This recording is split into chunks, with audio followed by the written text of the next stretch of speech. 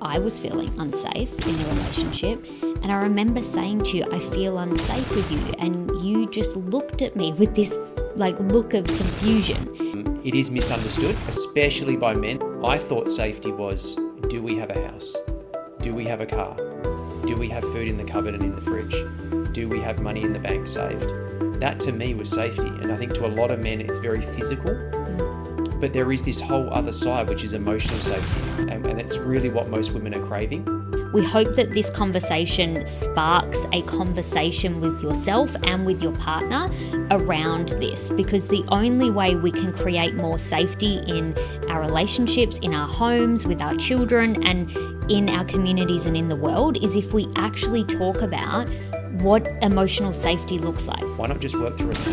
Why not just free myself now from my own internal thoughts and feelings and be free now? It's powerful. Welcome back to the Save My Marriage podcast with Aston and Adam Simmons. Today we are talking about feeling unsafe in your marriage and how to create more safety in your marriage.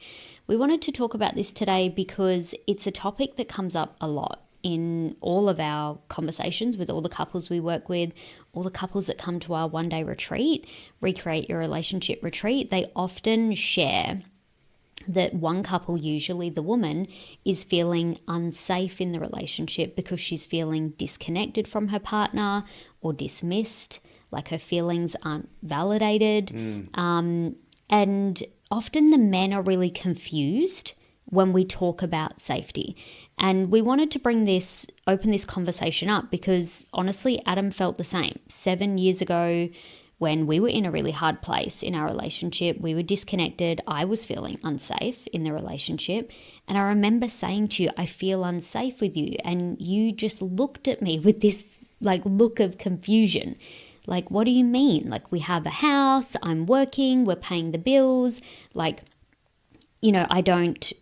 I'm not physically abusive. I'm not verbally abusive. Like, a lot of people just think of those types of things when they think of safety, like the physical house and, that I'm not physically, making you feel unsafe. And whilst that is definitely a huge part of safety, there is a whole nother side of safety that I think most people just forget or just have never been modeled it or taught it, so they don't understand it. So we really want to unpack it and simplify this concept today so that you can, start to notice, what's actually happening and what your partner may mean if she is saying things like, I don't feel safe to you, or safe with you, and how do we actually create more safety? Yeah, absolutely.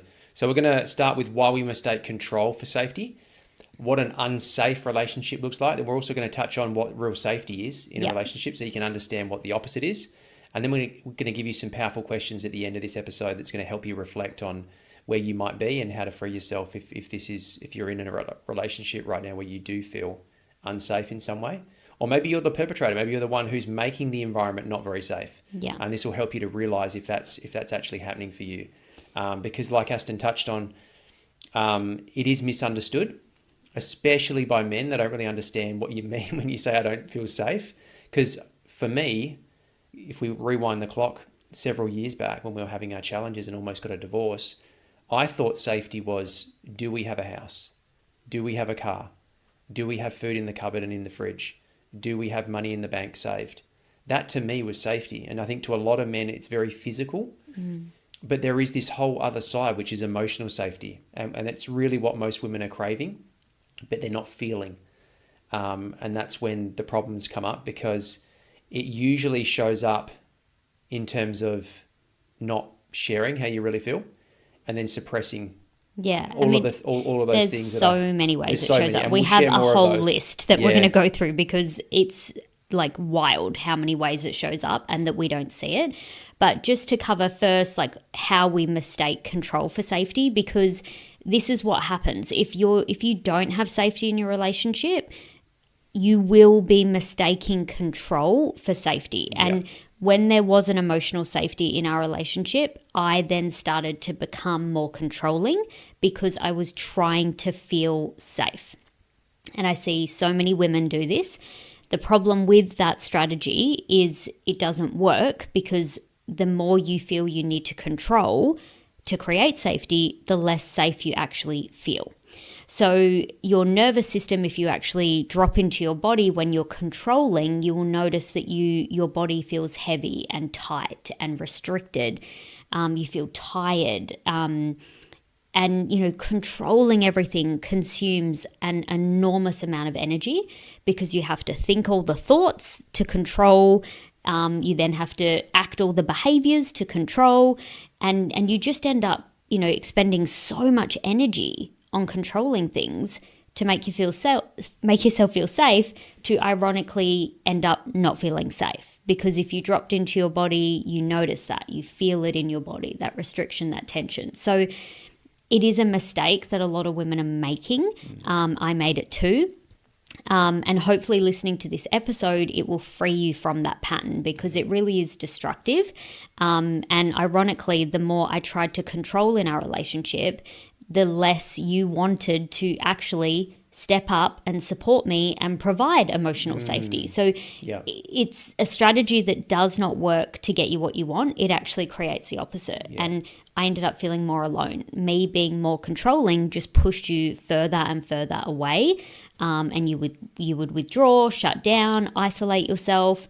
If I was upset, you'd give me space. And I was like, okay, that works for a man. Like, men love space when they're not feeling good. That's not what women generally want. We might want to feel our feelings, but then we definitely want to reconnect. We want to feel reassured. That makes us feel safe. If you just leave us alone, you're actually going to reinforce our biggest fear, that we are alone, that we are abandoned, and that you don't care or love us. So, if you're a man listening to this and you've made that mistake, it's because it works on men. And you think women are like men. Well, we're not. So, you have to learn and you have to do the work to understand the differences in men and women. And it's not a judgment, because Adam made the same mistake. But it's really refreshing and helpful when you actually learn these differences and realize, oh, okay, no, she's a woman. What they actually need is the connection, is the closeness, is the reassurance, not to be left on their own. Yeah. And the challenge here is, if you're the one being controlling, you're not going to receive that, because your man's going to be repelled. Because control is very masculine. Yeah. It's a masculine quality. Whereas to let go and to receive help is very and feminine. to be open to be influenced by your partner is very feminine. Yeah. So you're doing the opposite of what's required for you to feel the things that you want to feel, which is a deeper connection, better communication, more love, more support, all the things. 100%. Yeah. Now I can see it so clearly that control was a protective strategy, but it wasn't helping me at all, because like you just said, I couldn't actually receive your help. And that was the very thing I wanted. Yeah. It wasn't until I let go of control where I actually felt safe. Ironically, when I let go of control, I felt safer. Yeah. And also I could receive your help, which was really beautiful, because then I no longer felt alone, like I wasn't loved, not supported, all of those things. So let's get into how this shows up for couples in their relationship. So if you're listening to this going, oh, I thought I had a safe relationship, but, I'm starting to realize that maybe there is some unsafety in our relationship. We want to help clarify this for you. So we've got a bit of a list, a table of what it looks like if you're in an emotionally unsafe relationship. And we're going to share some of the ways that shows up in couples' lives, like on a daily basis. Yeah. So the first one I think we see and I hear all the time from couples is a fear of speaking up. So one partner might say, yeah, well, I don't want to share everything with them, because when we talk about that kind of stuff, it turns into a massive argument and things get worse. So the fear of speaking up is a big one. And if you're listening and you can resonate with that, that's a sign of an emotionally unsafe relationship. And what it looks like is like you feel like you're walking on eggshells. Yeah. Like, there's not, you're like there's little time bombs like in your floor, and you're like tiptoeing around topics and tiptoeing around each other. There's not a lot always being said because you're suppressing it all, but there's a lot of unspoken resentments and energy that are being felt. So that's definitely a big one that we see. Yeah. And I just want to say none of this is gendered. No. But I will say the next one I wanted to point out was emotional dismissal. Yeah. And again, not gendered, but usually it's men dismissing women in their feelings. Yeah. Because women tend to be more emotional. It's just how we're built. And it's a superpower when you can work with it, because women are also more intuitive. Yes. And they can sense things before us blokes usually do. So there's a power in that. But a lot of men have a tendency to get frustrated with all of the feelings and emotions all the time, and feeling like it's constantly the past being brought up. Yeah. And like we're focusing on everything in the past that went wrong. Can't we just focus on the future and move forward? Yeah. And men get very frustrated with that. Yeah. Or they... And that is emotional dismissal. Yeah. She's having a feeling, and it is what it is. And if we keep dismissing it, we just keep pulling it into the future. Yeah. Because until you feel your feelings, they don't go away. You don't get to the other side. You don't get the clarity that comes on the other side of feeling your emotions. So the emotional dismissal can be very subtle, but it's also very hurtful. You might be saying things like, you're being too sensitive, just get over it. Why can't we just focus on the future? You're always bringing up the past. And we had a bit of this as well. Yeah. I remember being very emotionally uncomfortable with your emotions. Yeah. And I had some of these narratives playing. Yeah, because you took it personally. And that's the thing to remember. Emotions are not personal. They're not. Your partner is not blaming you for how they feel. They're just trying to share how they feel. Yeah. That's it. Like, it's just energy. Emotions are just energy in motion. It's not personal. It doesn't mean you're failing.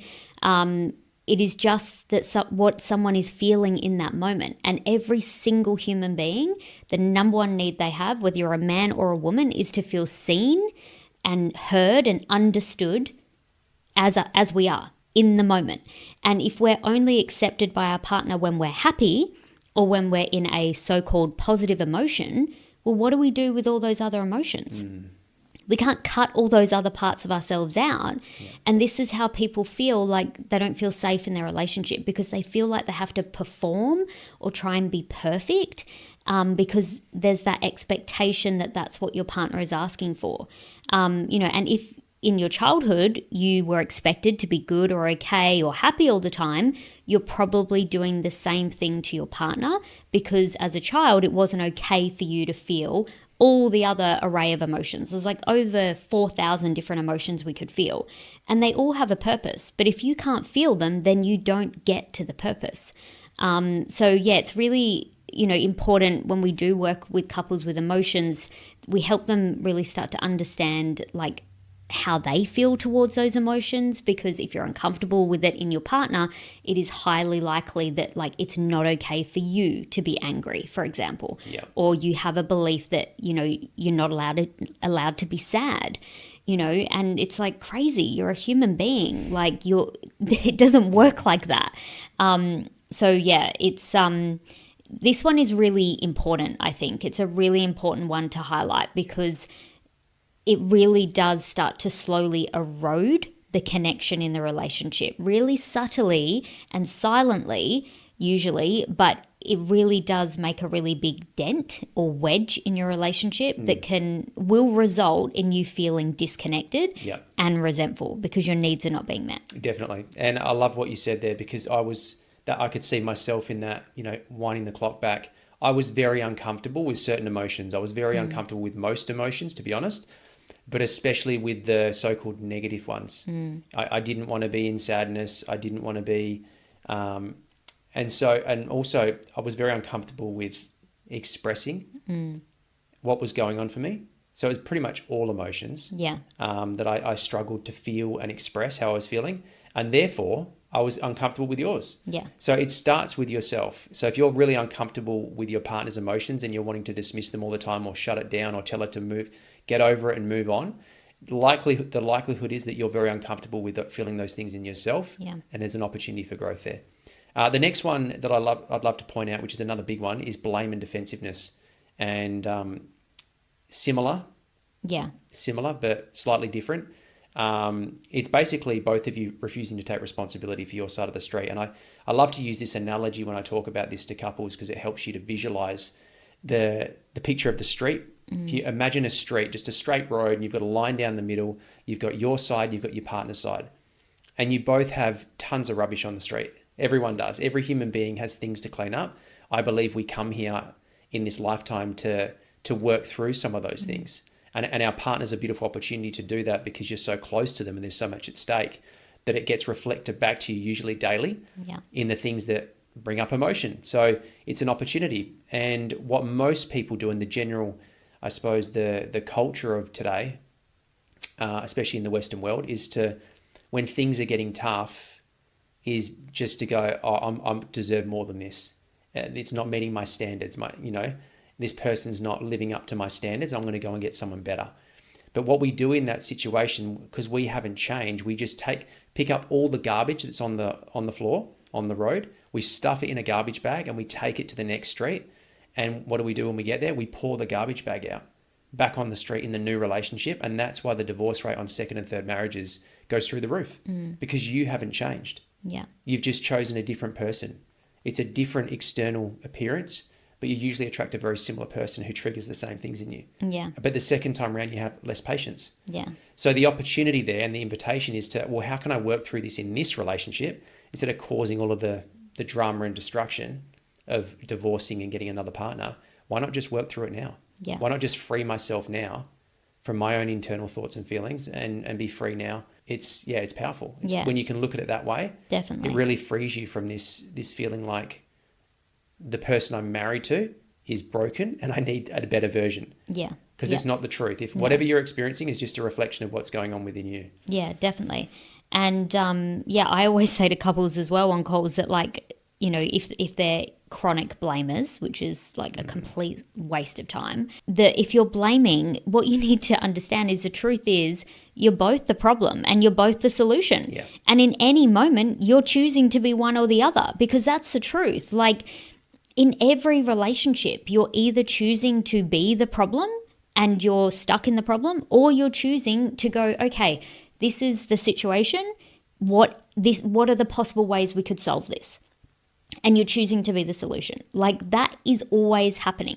Like, every day in all your interactions with your partner, you are both constantly making that choice. You might be making it unconsciously right now.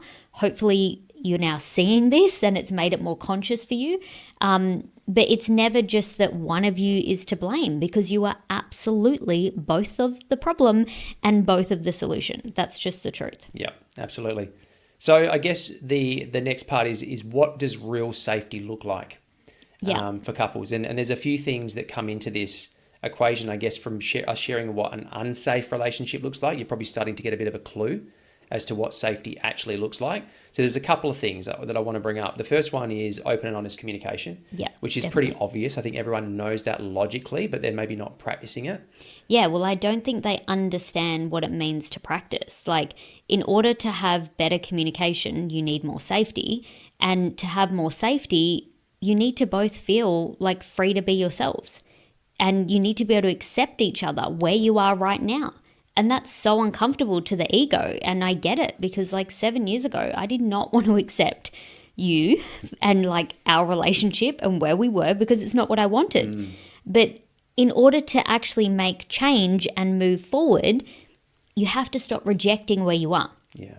You have to stop rejecting your partner, rejecting yourself, rejecting where you are. You need to be able to accept where you are and meet yourself and your partner there. So acceptance is definitely the first step, and that helps to create the safety that I'm accepted where I am right now, and that we can, from there, start having open and honest conversations.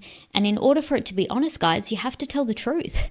Like, I see so many people dance around the truth in their conversations with their partner, and they avoid speaking their truth. They just try and be diplomatic, or they overthink it in their head, and they try and say what they think their partner wants to hear. And I'm telling you, you get it wrong 100% of the time.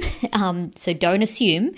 You literally make an ass of yourself when you assume. And it doesn't work because you're not being honest. You cannot work with lies. You can't move forward with pretending. Yeah. You have to tell the truth in order to move forward, and you can actually work with the truth. And yes, it will be uncomfortable sometimes. It's not always nice, but it can still be loving, and it's not like, the truth is not actually brutal like a lot of us have been taught. It's actually neutral. The truth is neutral when you have felt your feelings and you're just speaking your truth. It might not be what your partner wants to hear. There's plenty of stories we can share of where I've had to share my truth with Adam in the moment and he hasn't liked it. But you could feel the truth in it. It wasn't hurtful or nasty. It was just clear, kind, but it was the truth. Yeah. And from that place, we were able to make a lot of positive change. Yeah. Whereas when we were just like lying to each other and just, not having the tough conversations and avoiding everything, and we just couldn't make progress. Yeah, 100%. The next one is emotional validation, which is obviously the opposite to emotional dismissal. Yes. So really acknowledging and respecting how your partner's feeling, regardless of whether you agree with it. Yeah. Or you think he or she should feel that way about whatever the thing is. And at times when it's appropriate and when needed, you want to let them know, I can understand why you feel that way. Yeah, If I would have experienced that, I'm sure I would have felt the same. Just letting them know that they're not alone, and especially for the men, not trying to fix in these moments when your woman's having a moment of emotional intensity, something's coming up for her, not trying to fix her and get her out of the uncomfortable feelings, because that actually makes it worse. Definitely. You just want to validate where she's at and just be with her. Sometimes there's no words needed. Sometimes it's a touch on the back or rubbing her arm or just looking into her eyes. And then the problems tend to dissipate from there. Yeah, you just let it settle. It's just, there's this, if you think of it like if you had a bowl with like sand in it and water and you messed it all up, it's like murky, dirty water, when you're in your emotions. That's what it represents. How do you get it to settle? You leave it, don't you? You just sit with it and the sand goes to the bottom and then the water becomes clear. There's clarity. That's what it's like to feel your emotions and to sit with someone in their emotions or hold space. It simply means to be there with them in it, not to like jump in the trenches and like pull them out, just to let them know I'm here with you, you're not alone, and it's okay. Whatever you're feeling is okay. It does not mean you have to agree with how they're feeling or what they're saying. And this is where so many people and couples get confused. They're like, well, I don't want to validate them because I don't agree with it. Well, you don't have to. That's not required. You can validate how someone feels and you do not have to agree with it. Yeah. It's really not about you in that moment. It's just about seeing the other person and validating that experience or what they're in, it feels real and true for them in that moment. Yeah. It's very simple. I think the difference there is you're validating the feeling. You're not validating the thoughts and the processes that led to the feeling. Yeah. They're feeling sad. It is what it is. Yeah. But you're not validating that they did X, Y, and Z and then that led to the... Yeah, because that's not what they're asking for. Yeah. They may, after they've felt their feelings and after they've felt validated, they may then ask for help. They may then ask for, what would you do about it? Then that's a perfect time to like offer some solutions and guidance. Yeah. But we always say to couples, feelings first, facts later. Yeah. That it's just, that's how it works. And the final one, just to wrap things up, is accountability and repair, which is obviously the opposite to blame and defensiveness. Yeah. We want to take accountability for where we've maybe stuffed up, where we went wrong, how we hurt our partner, and we want to repair sincerely. And repair, there's a few parts to it. We don't have time to go into it all in this episode, but it's not just saying sorry. Sorry is part of it, but you've really got to acknowledge any hurt, where you messed up, how it would have made them feel, and going that level deeper so that they can truly see and feel that you understand the extent to which you messed up and you actually are sincerely sorry. Sorry as a singular word can be very dismissive in itself. When we're huff and puff and we just go, oh, sorry, we try and just brush it off. And we overuse it in today's society. Yeah, it's very overused. Yeah. So just going that layer deeper and making sure that you have fully repaired, and even letting them know that you can do better next time. Yeah. And you want to do better next time. You don't want to hurt them is another way to... And what you've learned, I've realized I may be dismissing you. I don't want to do that anymore. So I'm going to start feeling my own feelings so that I'm not taking yours personally. That is so helpful and so constructive. Yep. But there is a few other ways that this happens, that you're creating unsafety. There's actually a whole table that we have on emotional safety that we share with couples. So there is a lot more. If you can't relate to any of them, there's a lot more. It's probably in the list. We just don't have time to go through all of them. But you can definitely start to rebuild emotional safety together. And we hope that this conversation sparks sparks a conversation with yourself and with your partner around this, because the only way we can create more safety in our relationships, in our homes, with our children, and in our communities and in the world is if we actually talk about what emotional safety looks like, what it actually means to feel that safe, and also make it very clear where we may be creating the opposite. Unintentionally, because a lot of people are doing it unintentionally. They're not bad people. They're not trying to hurt each other in their relationships, but they've learned some maybe unhelpful habits from their parents or the people around them, and then we just kind of pass it on. So it's a really good invitation to have an open, non-judgmental, honest conversation about it, and to really clarify your understanding of it. And, you know, this is the first step, but then building on top of it with more emotional intelligence is what you really need to do, because relationships are emotional. They're not logical. And this is why so many people who live in their head, not all men, but a lot of men are very logical, but there's definitely some logical women as well that live in their head, and they really struggle in relationships because relationships are emotional. Yeah. Yeah. Thank you so much for tuning in, guys. We've loved this episode. If you've enjoyed it, please let us know. You can send us a DM on Instagram. Mine is Adam__Simmons, and Aston's is Aston_Simmons. We'd love to hear from you. And then if you've also loved it, we'd love you to subscribe. This really helps us to get this podcast out to more couples who really need it right now. So any subscribe or review would really help us. Thank you so much for listening, and we'll see you in the next episode.